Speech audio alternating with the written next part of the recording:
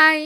আজকে আমরা ২ বোন হালকা সাজুগুজু করে বেরিয়ে পড়লাম একজনের বাড়ি যাওয়ার জন্য। তাই তো যাওয়ার পথে মিষ্টি দোকান থেকে নিজেদের পছন্দ মতো মিষ্টি নিলাম। সাথে দোকানদার কাকু ২ বোনকে দুটো মিষ্টি খেতে দিল।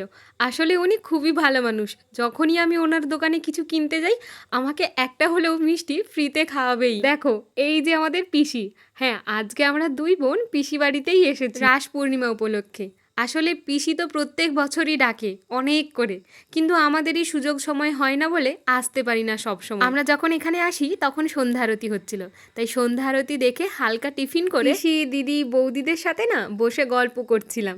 তারপর দেখলাম আবার পুজো শুরু হলো।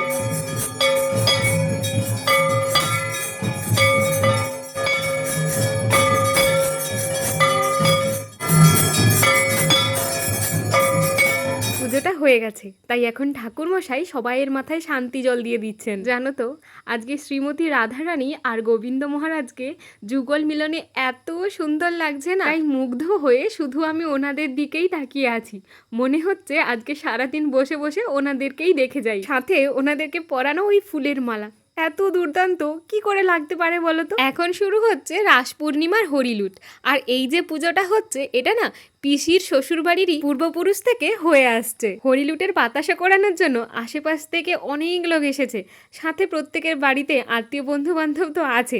আর আমরা ৩ বোন মিলে দেখো এই বাতাসাগুলো ঘুরিয়েছি। এই যে দেখো, এই মন্দিরটাতেই আজকে রাধা গোবিন্দ আসবেন রাসলীলা করার জন্য।